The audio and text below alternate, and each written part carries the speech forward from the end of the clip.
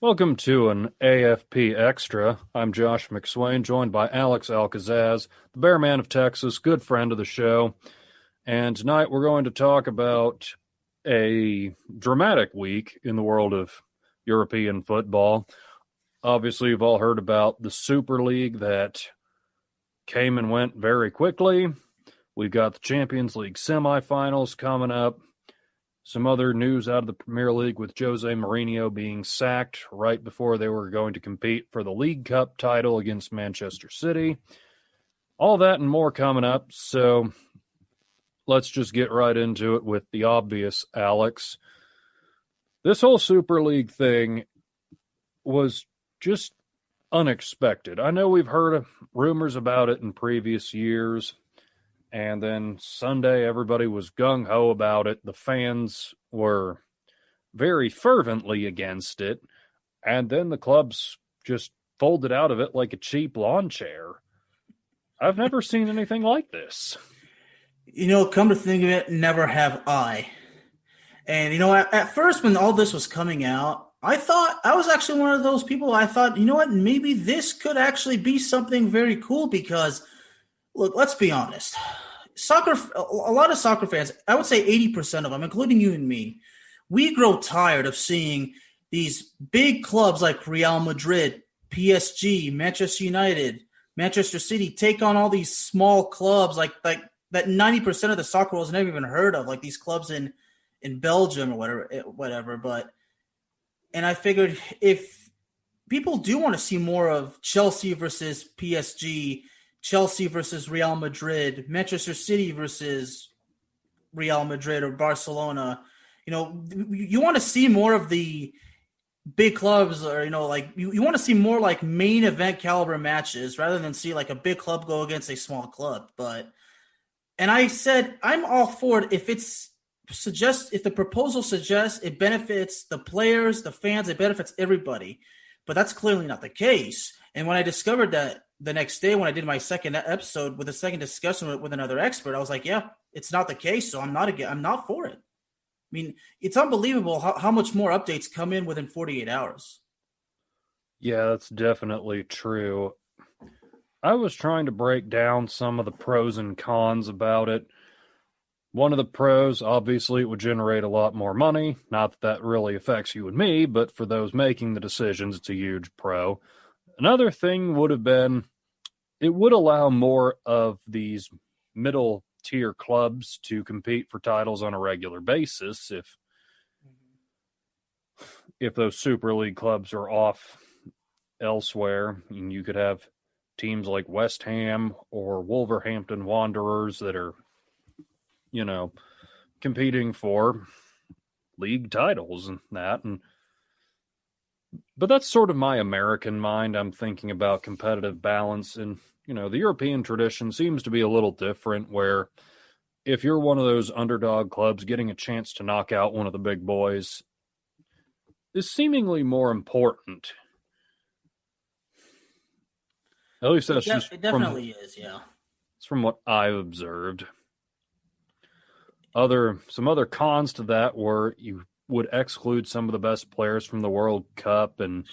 But for me, the biggest con and why I didn't think this was really going to work was because if we have all these big clubs playing each other all the time, eventually the thrill of it's going to wear off.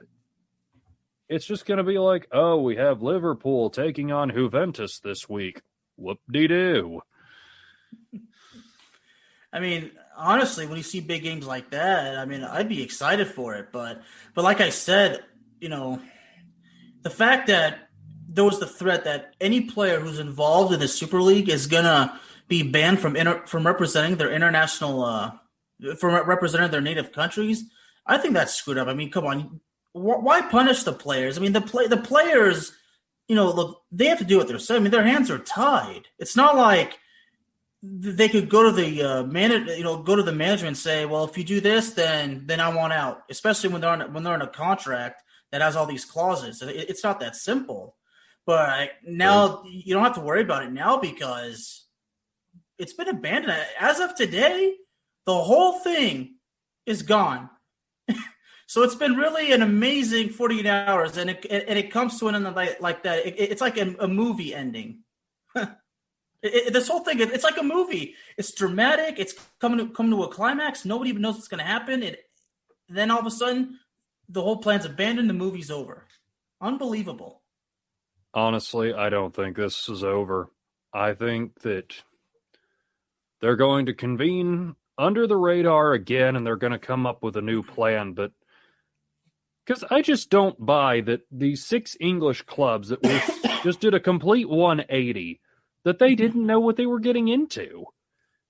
I mean, I really just can't believe that Florentino Perez just bamboozled all of them. Like, surely those 6 English clubs, they all had lawyers who read whatever agreements, and they said that this was a good idea. Of course, other people suggested that the news of this was that they didn't really intend to do it, that it was all just a negotiating chip they were going to use to siphon more money out of the Champions League or what have you. And honestly, I can buy that. And regarding the Liverpool-Juventus thing, I get why you'd be excited for it at first, but if you're seeing it over and over and over and over again, those big matchups, they're not big anymore.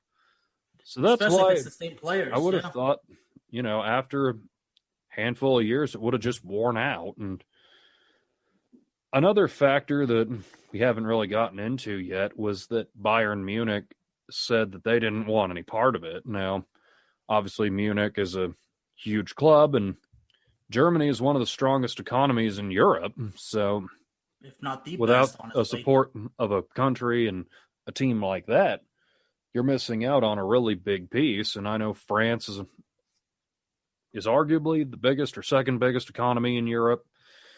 So no PSG, you're losing out on a ton of it there. And it would have just taken a lot to get this done. But yeah, the way it was so dramatic just almost doesn't seem believable to me. It just doesn't add up that, oh, these owners, they're all for it. Oh, wait, no, we're not. I mean, it's just like, no, there's got to be more to it. I don't think we've heard the last of it. Yeah, you're right. I mean, when I meant to say, like, it's over, it's like, these English clubs have dropped out. So, like, for now, like, the whole situation seems to be calmed down. So maybe we can breathe again. But as far as it being over, yeah, I'm pretty sure that we're going to hear from it again. And I was reminded on my friend's show that, the creation of the Premier League was based off of a situation like this, like to break away from a previous league. Like you said, people get bored of something. Like, when it comes to the point where soccer evolves and things are becoming different, like, you got to break away. Like, you got to put in something new because, fans get bored of the same old thing. You got to give them something new.